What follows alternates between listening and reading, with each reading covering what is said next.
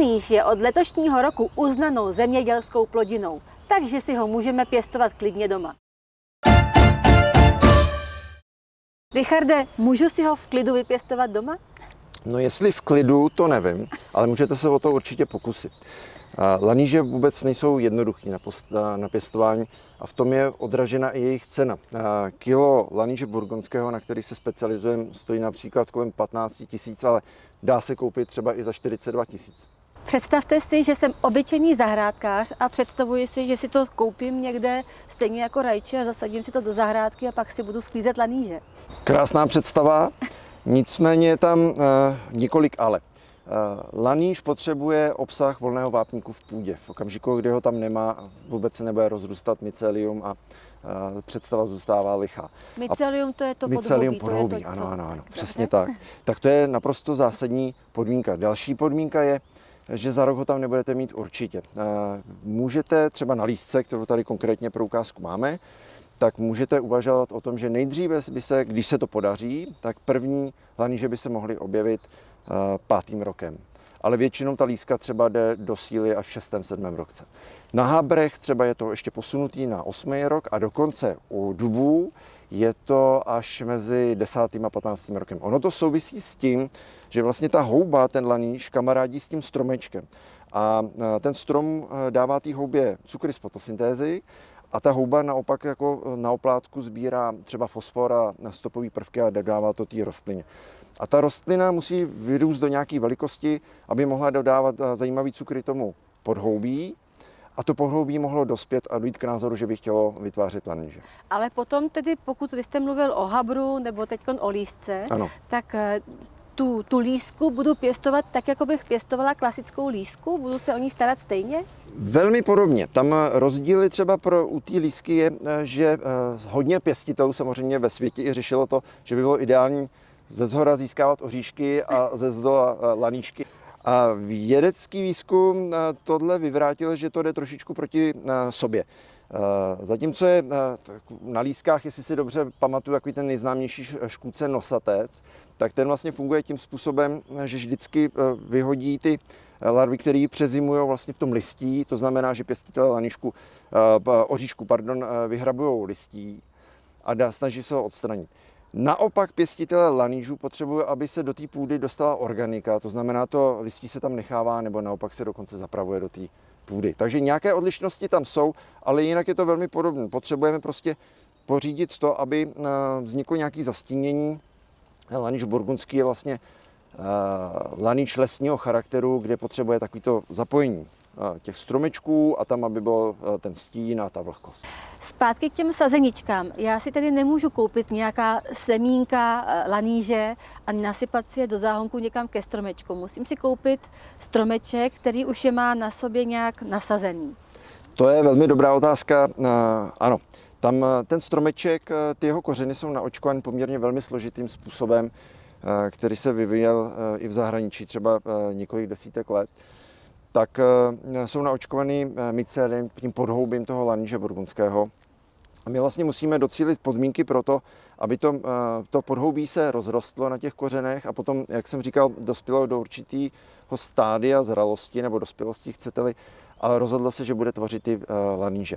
Laníže jsou podzemní houba, to znamená, že i to je ten důvod, proč jsme asi tady v Čechách zapomněli, že je tady máme přirozeně. Nejbližší místo třeba tady v Praze od nás je v jednom nejmenovaném pražském parku, kde laníže přirozeně rostou. A ty laníže se vyskytují velmi často v hloubce 0 až 30 cm, takže víceméně mají takový skrytý život a to je zřejmě ten důvod, proč jsme na to i zapomněli.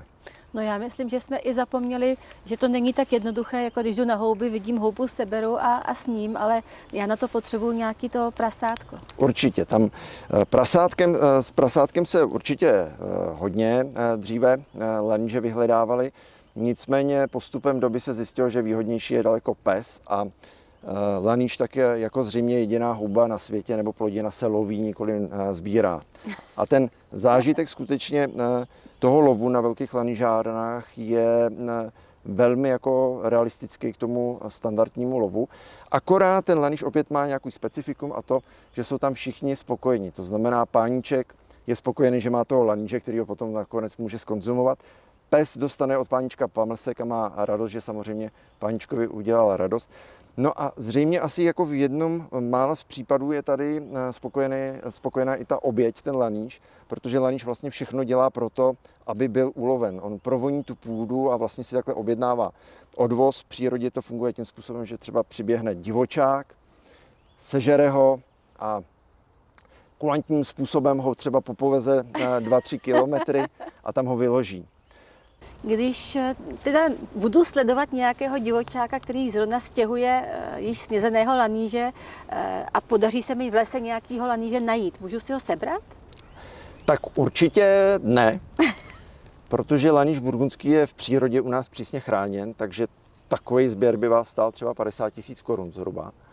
Nicméně obrovská změna, která se nám podařila naší asociaci, tak je, že od 1.3. se laníš burgundský stal oficiální zemědělskou plodinou v České republice. To znamená, že v okamžiku, kdy jste schopni prokázat, že toho laníže kulturně pěstujete zemědělským způsobem, tak z tohoto ho skutečně můžete sebrat a zkonzumovat. Když mluvíte o tom tedy, že si ho musím pěstovat, tak někde ty sazeničky musím koupit. To můžu takhle někde na internetu si teda najdu, že chci laníže a koupím si ho. Už máme, ano, to privilegium už je. V České republice už se několik let prodáváme sazenice.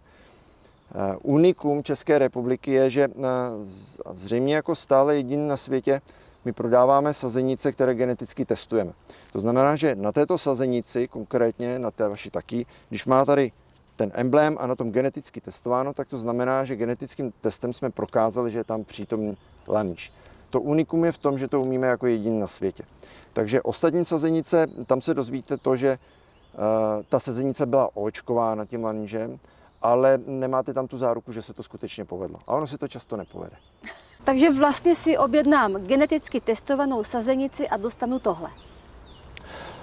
Ano, jediné unikum je, že ty sazenice je o ně velký zájem, takže jsou hodně vyprodány. Takže konkrétně tohle, aby jsme vzali vašim divákům na ukázku, tak to jsou dvouleté sazenice, standardní velikost je zhruba taková. Jo, takže malinká, jenom roční. Ano, zhruba taková. A tohle je vlastně to, co máme v laboratoři pro nás, tak takhle pro představu to vyroste za ten další rok, ta sazenice. Jak já poznám po těch 5 nebo 8 letech, že tam toho laníže mám, že teda mám začít hrabat, kopat, když nemám psa ani prasátko?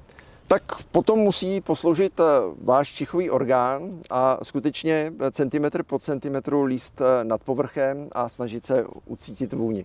A nebo je možné se obrátit k nám do asociace Českého laníže, kde máme už pěstitele, kteří mají vycvičené psy a požádat je o pomoc. Laníž burgundský, já znám jenom burgundské víno, to je červené, tak on také bude červený?